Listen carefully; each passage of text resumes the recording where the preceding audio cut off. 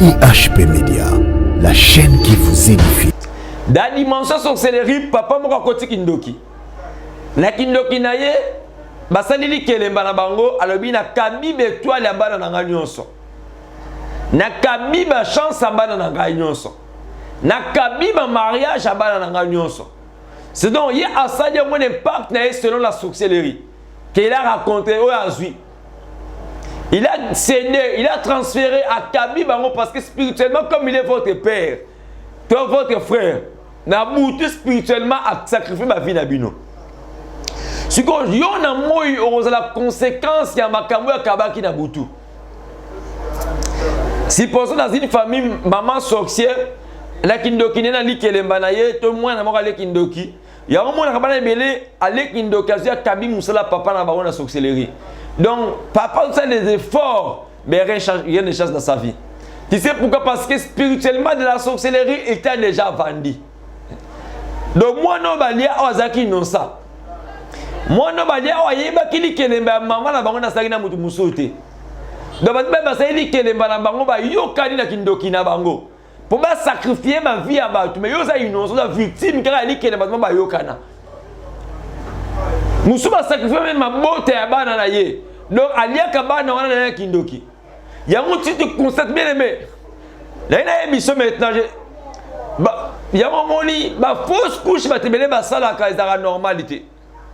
Si tu constates dans ton mariage, ta femme, ou tu as une femme, tu constates que dans le mariage, ou tu as une fausse couche, ou tu vas mort, bien aimé, cherche l'Éternel. Cherche l'Éternel à comprendre d'où est venu ces problèmes.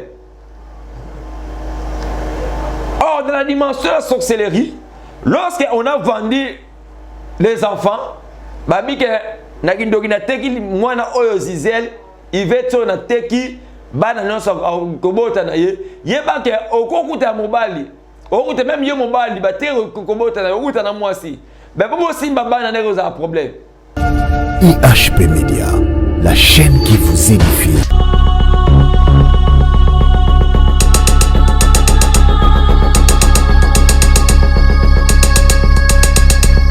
Shalom peuple de Dieu, shalom les enfants de l'Éternel, partout Bozolandabiso sur votre chaîne IHP Média. J'ai dit un grand merci la peuple de Dieu de partout Bozolandabiso, un grand merci Nande Konabiso Charlie Kanga, un grand merci na maman GH, na papa Nzambe Apambolabino, Bande tout partout Bozolandabiso. Je sais qu'aujourd'hui l'Éternel, le Dieu du surnaturel, va nous faire du bien. Et avant toute chose, je merci de connaissance ma caméra. Merci de connaissance ma travail na IHP Média, de garçon c'est pas nous pambola bino. Et avant toute chose, na ngito prier avant de l'enseignement na biso ya mokolo ya lelo. Dieu des esprits des prophètes, Dieu d'Abraham, d'Isaac et de Jacob. Seigneur, a recommandé ce moment entre tes mains, que le ciel soit favorable. Seigneur, je laisse ce moment de l'enseignement entre tes mains. Seigneur, que ton esprit puisse nous accompagner du début jusqu'à la fin. Au nom de Jésus, j'ai ainsi prié. Amen. Amen. Mon nom, c'est le prophète Berlin Lukoki. Prophète Berlin Lukoki, depuis Kinshasa, que Dieu vous bénisse. Bien aimé, aujourd'hui, je voulais parler sur la sorcellerie. Pourquoi parler? Comment la sorcellerie détruit des familles? Bien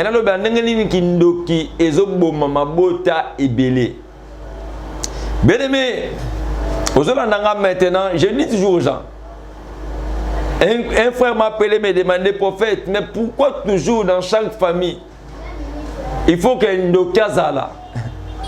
J'aimerais d'abord te répondre et te dire aussi ceci. Tu sais, la sorcellerie, il faut que cette sorcellerie allie. C'est réunissaka ba force na bango pour combattre les kamumoko pour un but. Or, le plus grand taux est l'eau comme kasi oyo etambola kana sorcellerie et l'hypocrisie. Premier point d'abord, c'est l'hypocrisie. Pourquoi l'hypocrisie? Dans cette hypocrisie, on n'a pas si pour identifier que celui-là c'est un sorcier. Même si dans d'autres lotiers, mais à cause de l'hypocrisie, à l'accès pas une hypocrisie, on va dire ça éloignement pas une ayo, mais d'autres étaient mal éloignement ils ont caché. Donc mon comme canal est un moyen d'accélérer la hypocrisie. La hypocrisie, on a doute pour situer, celui-ci c'est un sorcier. Celui-ci, c'est un sorcier. Pas l'hypocrisie. Et comment la sorcellerie détruit la vie des gens? Bien aimé, s'il y a sorcellerie, et il y a un peu la montée, mais quand on a fait pour détruire la famille. Il y a un monde qui est kindoki, ceux qui mutumoka le kindoki na famille a retrouvé moko atika moye mokote. A olingani ni apé sango batebe na famille kindoki 3-4 personnes. Pourquoi? Parce que les ba comme ebele Reni Fox na bango. Donc là où ndoki moko allié kindoki, on mona ka koko allié kindoki na famille allié si 3-4 personnes. Avenir mutale kindoki ma laisse quelques personnes. Ce que tu vas constater comment la sorcellerie détruit la vie de beaucoup de gens. Lorsque la sorcellerie entre dans une famille, entre dans ta maison, et là, quand tu bosses, même chez Cérès. Donc, si la sorcellerie est dominée, chez Cérès n'est dominée. Chez Cérès est dominée sur le plan d'abord financier et sur le plan de vie sociale à Batou. Vous allez vivre des complications. Des complications. Tu veux des complications dans la vie, pourquoi? Parce que la source de famille ou teli. Le cas source de ou na makila on la kindoki. Donc na kindoki là on te kindoki la kana balia so basaka na nga kindoki. On va retourner na bango. Donc à celle côté li kelemba moko, mais li kelemba la côté ça innocent. Boza victime ya reconnaissance, boza victime ya li kelemba côté maman côté à cause de la sorcellerie na ye. Yo ma vie a battu mais ça compliqué. Tu pries, oui. J'ai dit toujours ceci. Le problème, c'est quoi? Bien aimé, il y a des temps, il faut que tu puisses comprendre d'où est venu le problème de ma vie. Ce qu'on vaincre en côté, tu vas toujours commencer à pleurer, à se lamenter. Mais le problème, ce n'est pas la situation que tu traverses. Le problème de comprendre. Si tu lis ta Bible, là, il y a d'abord des livres d'Exode. Prends ta Bible Exode. Exode 22, le verset 10, la Bible dit ceci. Tu ne laisseras point vivre la magicienne. Dans la version dans la Bible sorcière. Dans la Bible, ça va bien. Si le père refuse de lui accorder, il paiera en argent et les valeurs de la dot des vierges. Tu ne laisseras point vivre un sorcier. Donc même la Bible nous recommande que le sorcier qu'on vive punir la bisoté. Mais comment tu peux faire pour combattre maintenant la sorcellerie qui a détruit maintenant ta famille? C'est ça aussi le problème. Si tu regardes le livre des Rois 6, le verset 28, j'ai lu au nom de Jésus. Et le roi lui dit, et elle répondit, cette femme-là m'a dit, donne ton fils, nous mangerons aujourd'hui. Et demain, nous mangerons mon fils. Et nous avons fait cuire mon fils.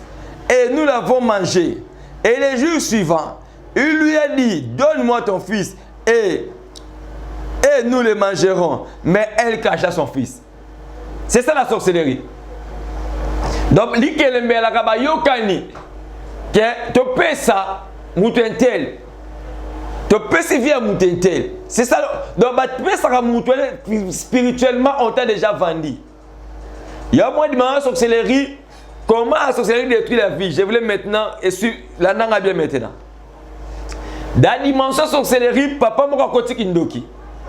Na kindoki na ye, basalili kelemba na bango, alobi na kabibe toi la bana na nganyonso. Na kabiba chance bana na nganyonso. Na kabiba mariage bana na nganyonso. C'est donc il y a ça de mon impact na selon la sorcellerie qu'il a raconté au Azui. Il a cédé, il a transféré à Kabi Bango parce que spirituellement, comme il est votre père, toi, votre frère, n'a bouté spirituellement à sacrifier ma vie Nabino. Si on a moi, on a la conséquence, il y a ma kamou à Kabaki Nabutu. Si pour ça, dans une famille, maman sorcière, la kindoki n'a dit qu'elle est banaye, tout le monde n'a pas kindoki. Il y a un moment où il a kindoki, il y a Kabi Moussala, papa n'a pas de sorcellerie. Donc, papa fait des efforts, mais rien ne change dans sa vie. Tu sais pourquoi? Parce que spirituellement, de la sorcellerie, il t'a déjà vendu. Donc, moi, non, je Ozaki non ça. Moi, non, je vais dire que maman n'a pas de musote. Donc, je vais dire que maman n'a pas de kindoki na bango. pour sacrifier ma vie à bato mais yo za innocent za victime car ali kena bato ba yokana musu ba sacrifier même ma bote ya bana na ye donc aliaka bana wana na kindoki yango tu te constates bien aimé là ina émission maintenant yango moni ba fausse couche ba tebele ba sala ka ezara normalité. Si tu constates dans ton mariage ta femme ou tu as une femme tu constates que dans le mariage na yo o ça ga ba fausse couche au bout de ma mort, bien aimé, cherche l'Éternel. Cherche l'Éternel à comprendre d'où est venu ces problèmes. Or, dans la dimension de la sorcellerie, lorsqu'on a vendu les enfants, babi que na teki mwana oyo zizel, iveto na teki bana nyonso kobota na ye, yeba ke okokuta mobali, okuta même ye mobali ba te kobota na okuta na mwasi. Mais pour aussi, baba n'a pas de problème. Et ça des fausses couches. Basé me bima après 3 mois makile bimi. On rencontré ma cambouana mingi dans ta vie. Tu as perdu des enfants, bien aimé, cherche la face de l'Éternel. Cherche au plus que tu es orienté maintenant pour te comprendre que tu as déraciné problème wana. On moutou a teki be chance ton mariage à bana. C'est la sorcellerie. On a une famille qui est mais spirituellement, il y a chance dans la sorcellerie, dans l'alliance, qui est sala. Dans l'alliance, qui est sala. Vous constatez que tu vas rencontrer des hommes. Mais c'est difficile de vivre dans mon bali, ou non, à Robala. Pourquoi? Parce que vous êtes destiné à un mariage non plus par rapport à ta volonté, mais par la volonté de ta mokili. Par la volonté de la famille Obimeli. Quelque chose, votre papa Botio, votre arrière-parent, votre arrière-père, pourquoi on a mis le roi Zarando qui n'a yé. Alors, il a sacrifié via Yabako na nyonso. Tu as sacrifié via na nyonso na na bakobota. Tu sais, j'étais allé prêcher quelque part. J'ai rencontré une maman. Sa maman là donc, sa vie. Vie naïe, on a sacrifié vie naïe. A vivre c'est on a vie naïe. Et bana oya boti comme qu'on vivre les mêmes problèmes. L'Éternel m'a révélé ça, j'ai prophétisé pour elle. La maman a commencé à pleurer. J'ai dit le problème c'est dans la source de votre famille. Votre papa était sorcier. Son aguindo qui n'est à sacrifier vie naïe au retenir à bano kobota. Bien aimé. Naebi sarabatu ba problème ba te kokana raté. Ba citation ba te kokana raté. Problème na yo, musa doye pa na yo, tu sais, l'engna biselo le moko. Dans la dimension spirituelle, le sorcier ba tinda rappel be misère na bango. Qui est le misère? Aza mutu akoye pa na yo a décourager ka makamanzambi. Oh, tu as un avantage na yo, tu as un avantage à bandoki. Ah, je peux bien avoir pasteur. Ah, je vais pasteur les marabangote. Je peux sambela. Ah, je peux avoir jeune. Je peux avoir jeune. Je peux avoir jeune. Eh, je peux le kisi. Tu na le kisa ndenge ni fi na ngeza camps sociaux, fi na ngeza problème, fi na ngeza bakambu. Soki na kaboy na prière na revivre té. So kuta na batabongo na vivre na meluko comprendre identité mutabongo. On a ami moko ya linga rememoka na vie am. Bien sûr banika ma prière ya linga ma prière té. Fais attention. Dans le monde spirituel, bandoki baye banaka. Barosa même ma famille morote mais par rapport aux informations spirituelles. Baroprendre que oza mwana biso mais to tes camarades ne la sorcier. Mais pour te désorienter, faut orienter camarades ne wana à désorienter yé. Yo na biso mutna kana problème na yé, na ba situation de compliqué fi na yé. Si vous ne savez pas camarade à Katongo, les choses sont les lamentés. Mais comprendre que dans cette situation, il faut que nous réfléchissions, Jésus n'a pas les créateurs de toutes les choses. Mouton va détruire le mariage. Ou yo ko bota. Mais ko bala no balate. Yo ko kutana mobali. Mais mobali on n'a pas les pas na yo faire homme marié. Homme libre c'est tout un problème. Au ko toucher mbongo, ça aussi mbongo. Mais mbongo no soki yé écoute à pas problème. Donc là quand mbongo écoute na compte na mbongo na o, ba problème c'est levé. Comprendre que la semence c'était la sorcellerie. Sorcellerie na bango ezaka batu na enseignement ezaka lokola nzete ya likemba. To nzete ya bitabe. Au moins na balona kango pembe na ngo ebota bana mike yango. Donc ngolo badini ata oya munene wana kwei bado misa mike ba okola ba za relève. Yepela ka okweli so donc yango c'est ça la sorcellerie. Au moins na famille so ceux qui doit regarder aliotika donc koko esa kufata ya kufi.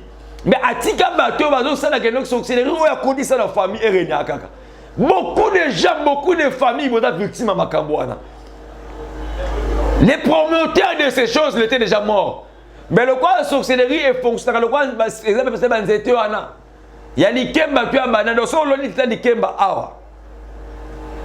Tu habitabe awa. Yeba ke pembe na ye ekobota bano ebota kawana. Donc so nzete wana munene puis comme de bana basoka relève. Ya modo chaque nzete wana so bota kaka. Donc semence nango yo tambola. Ote benga les gardiens, tous les protecteurs de l'hôtel, de la sorcellerie de la famille. On a bloqué tout dans ta vie. Nous sommes comprendre dimension de sorcellerie quand on a bloqué comme kufa ngomoko. Mutu ke kufi, télévision kufi, téléphone kufi. Si vous constatez par exemple bloqué comme on peut na ta vie, na ta ndaku na yo. Ben aimé comprendre que réfléchir la face.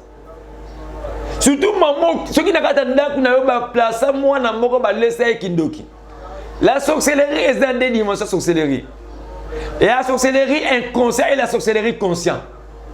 Or, dans ces deux dimensions, la sorcellerie les plus dangereuses, c'est la sorcellerie inconsciente. Inconscient, donc, au sol de Kamakambu, au Lokaka, alia Kabatuma, c'est inconscient. Ce qu'on bat, ce qu'on a mingi, qui est un mouture, ça va voyage. Na butu takando se tfakana batu bozo lamba bozo lia. Yiba ko leso kana butu. Bene me comprendre que état d'âme nangai. To bazo linga ba initier ngane loko moko menacer conscient nango. Surtout faire attention bando ko bolo takami que non. Parce que tu fais na fête bazo tsa biloko lingo lia. To lié na fête. Et ça mingi bato ba linga ba initier bango na sorcellerie inconscient. Faut faire très dans les dimensions des songes. Si Dieu nous fait grâce, on va parler de notre songe d'autres jours. Donc, la sorcellerie, et a raté peu pas la moutou pour détruire la vie. La vie a battu bébé à cause de la sorcellerie. La Bible me dit, vous ne laisserez pas vivre parmi vous des sorciers. Moutou moi continue que les mbanaye. Allié, il doit allier moutou. À cause de la sorcellerie. Moka ba force nango ezaka ba sacrifice ba salaka. Les rajo so pa makila wana. Ezo pese lisu makazo lia batu. Ezo bakse ba grade. Yango de quoi emba ba bindo kisoka lei mota matsaka ba grade. Parce que yo mela makila est supposé inconscient. Parce que beaucoup de gens partent à l'église, prient mais peu déjà comprennent la personne qu'on appelle Jésus. C'est ça aussi le problème. Je ne suis pas là aujourd'hui. Bien aimé, la sorcellerie, si elle continue, surtout ceux qui vont laisser moi nandoki. Bien aimé, la émission au senti de moi, n'a pas compliqué nandaku. Yo nandaku bampuku basi la gâté. Ceux qui sont dans le garage, non tellement bampuku à minene. Au tchaba qui se lembi. Il a invité nandaku l'étoile d'araignée. Je donne quelques secrets. Invité au benga étoile d'araignée kana ba kwa banda ku même na garage nous savons fort na ba traiter no anda ko longo na biloko na anda ku na eza moko ba biloko ba se communiquer nango facilement. Il faut faire attention au moins les insectes bam pouku bam personne pour se multiplier mingi na anda ku faire très attention aussi. La sorcellerie pour arraigner bien, il faut attirer un émissaire tout autour, ne pas à contrôler bien. Moi, je dis à un homme, je dis toujours, c'est dangereux d'épouser un homme sorcier ou une femme sorcière. Parce qu'il est capable de tuer, de détruire ta vie facilement. Il y a aussi l'instabilité au côté de la yo. Les réalités, on a bien aimé, tu feras les efforts. Rien ne va changer. Mais dans des dimensions spirituelles, la personne là, elle n'est plus là. Mais toi, tu es victime. Famille, nous avons qui a bébi ça va vie à banébélé la famille. Mutu musumbo on est kangama kwa nini au pesa mbon on n'est pas muziko morandoki. La personne ça li sabat na famille te. Na exige peut quand même dans ma batute. Mais il y a un principe si tu voulais donner à quelqu'un l'argent, il faut prier pour cet argent. Je n'ai pas intervenir au prier pour la moutou. Moi, je parle dans le domaine de la délivrance, je vis sur la délivrance. La délivrance, on va enseigner par rapport à ma camote vivre, la délivrance de ma vie à battre.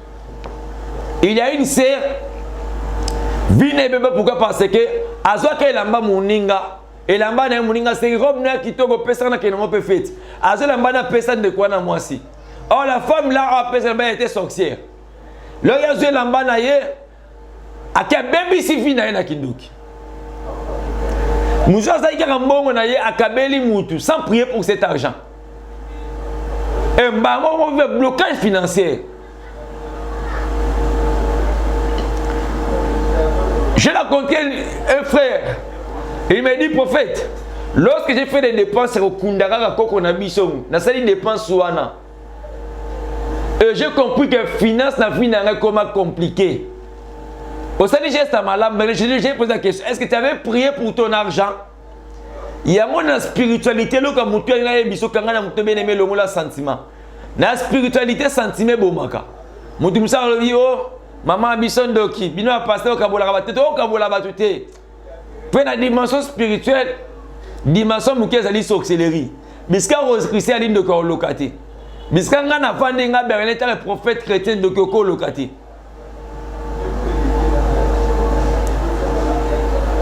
Oh, lena zaki mwa muke alia kinga tepo anini yeso mwana bade mwana soso ba olia mwa se bombo sasa zei osna yaki muke na kindo kina lenga tepo anini no yeso mwana bade mwana soso balia ko tepo la kino zei sigoko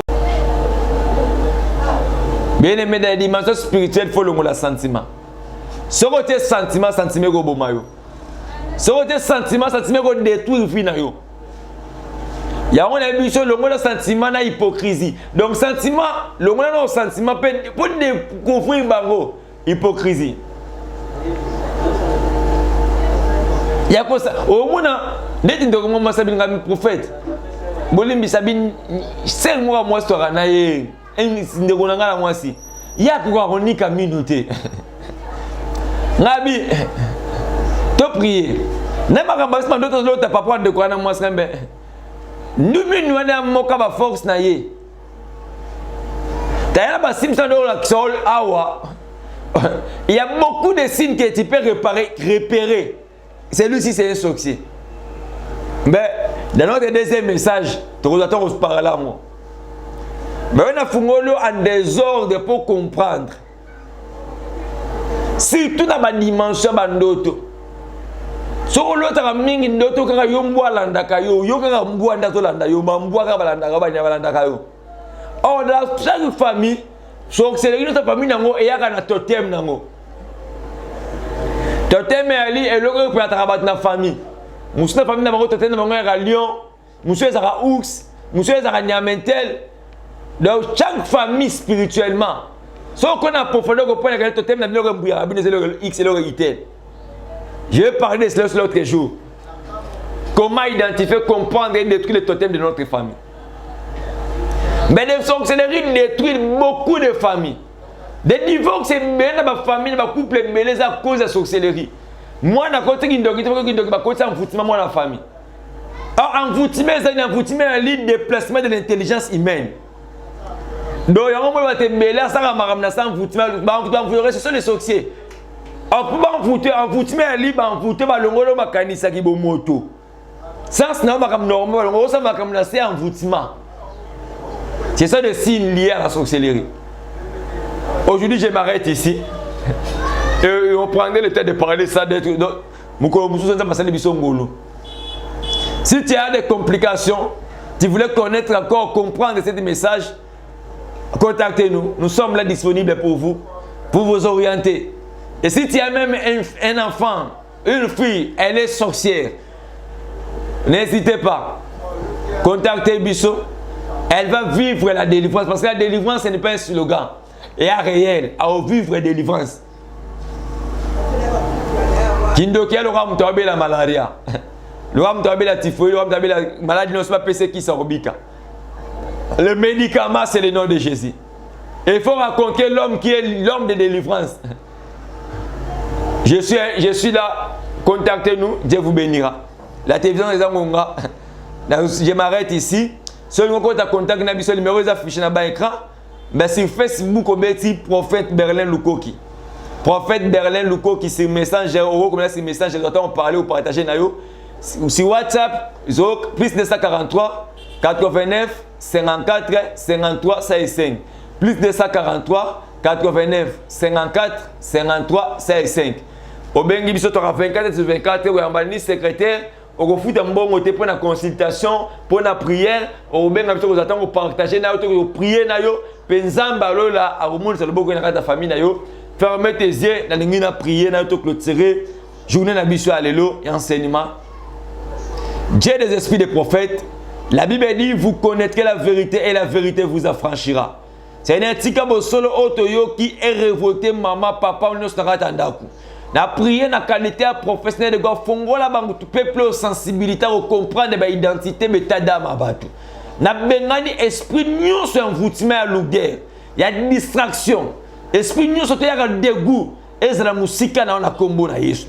Zamba miracle nzamba surnaturel asala ongolu. Yom tolo na canapé molimo to bolembo côté la kana vie. Ya ko luka nzamba profondeur etika fina au nom de Jésus. Zamba surnaturel accompagné yo. Asala ongolo. La kombo na Yesu sabone libongo. Amen. Que Dieu vous bénisse, c'est votre serviteur le prophète Berlin Lukoki. À la prochaine, bye. IHP Media, la chaîne qui vous édifie.